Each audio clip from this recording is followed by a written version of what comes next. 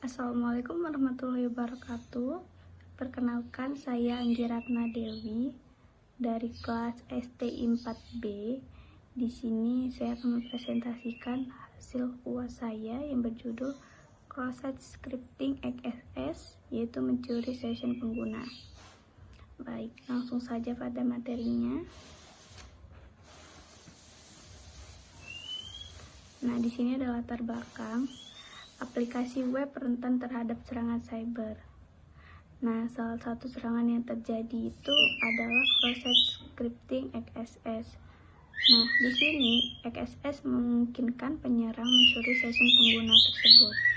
Lalu untuk penanganan insiden itu bisa kita lakukan dengan menggunakan framework NIST Incident Handling. Lalu selanjutnya ada deskripsi insiden. Nah, yang pertama, pengguna bisa melaporkan aktivitas akun yang tidak dikenal.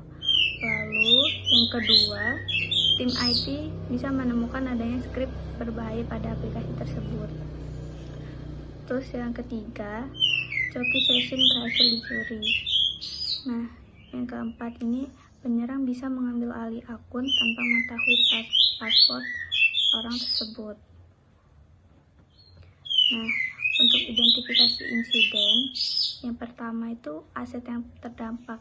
Nah, aset yang terdampak ini meliputi aplikasi web, akun pengguna, joki session, database, dan server aplikasi. Lalu yang kedua ada confidentiality, yaitu kerahasiaan data yang terganggu karena penyerang dapat mengakses informasi pengguna tanpa hak.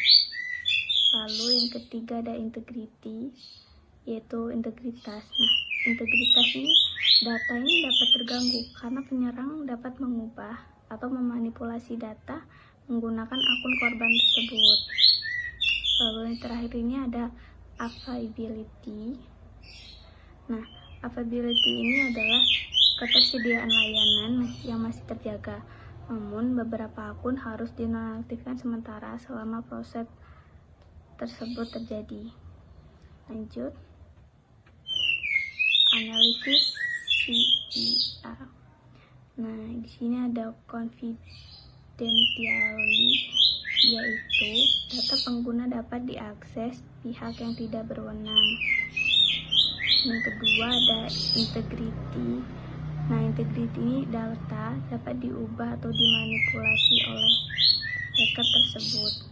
Lalu ada availability, yaitu layanan tetap berjalan tetapi beberapa akun dinonaktifkan sementara. Nah, di sini ada analisis tingkat keparahan. Yang pertama itu ada prevention. Nah, prevention ini menyiapkan kebijakan keamanan seperti firewall, antivirus, backup data, dan prosedur penanganan insiden tersebut. Lalu kita bisa identification. Nah, identifikasi ini untuk mengidentifikasi jenis serangan melalui laporan pengguna dan analisis log aplikasi tersebut. Jadi kita harus mengecek apakah itu datanya benar atau salah. Lalu ada recovery, yaitu untuk mengaktifkan kembali layanan setelah sistem dipastikan aman dan stabil. Lalu ada containment, yaitu menghentikan penyebaran serangan dengan menonaktifkan fitur yang rentan, memutus session pengguna, dan memblokir IP penyerang tersebut. Lalu selanjutnya ada eradication. Nah, eradication ini berguna untuk menghapus skrip berbahaya serta memperbaiki celah keamanan pada aplikasi tersebut. Lalu ada lesson learned. Nah, lesson learned ini berfungsi untuk melakukan evaluasi untuk meningkatkan keamanan dan mencegah insiden yang serupa.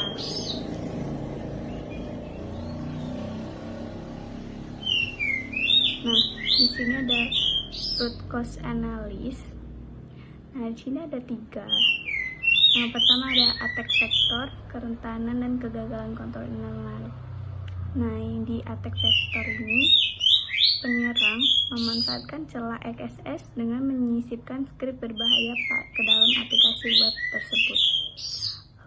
kerentanan ini, aplikasi tidak memiliki validasi input, output, encoding, dan konteks security policy CSP yang memadai web tersebut. Lalu untuk kegagalan kontrol internal ini, kurangnya pengujian keamanan, monitoring sistem, dan penerapan secure software development lifestyle secure untuk SLDC. Lanjut ke rencana komunikasi krisis. Nah, di sini ada 3, yaitu ada stakeholder, pelaporan, dan strategi komunikasi. Nah, untuk stakeholder ini, pihak yang diberitahu tuh harus meliputi manajemen, tim IT, security, developer, pengguna, dan regulator. Nah, apabila terjadi kebocoran data tersebut. Nah, untuk pelaporan, insiden ini bisa dilaporkan kepada regulator jika terbukti. Nah, jika sudah terbukti terjadi pelanggaran atau kebocoran data pribadi tersebut. Lalu untuk strategi komunikasi, nah informasi harus disampaikan secara tepat, jelas, dan transparan. Kenapa?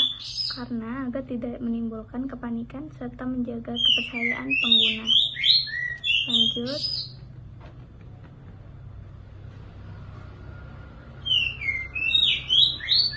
Nah, untuk rekomendasi perbaikan, di sini yang pertama saya menyarankan ada di kontrol teknis. Nah, di kontrol teknis ini kita bisa menerapkan input validation, output encoding, konteks security policy CSP, dan pengamanan COKI. Lalu yang kedua, kita bisa kontrol administratif. Nah, di dalam kontrol administratif ini kita bisa menyusun SOP keamanan, lakukan audit, serta memberikan pelatihan keamanan cyber kepada pegawai. Nah, yang ketiga ada kontrol preventif. Nah, kontrol preventif ini kita bisa melakukan vulnerability assessment, penetraticon testing, dan menerapkan secure SDLC.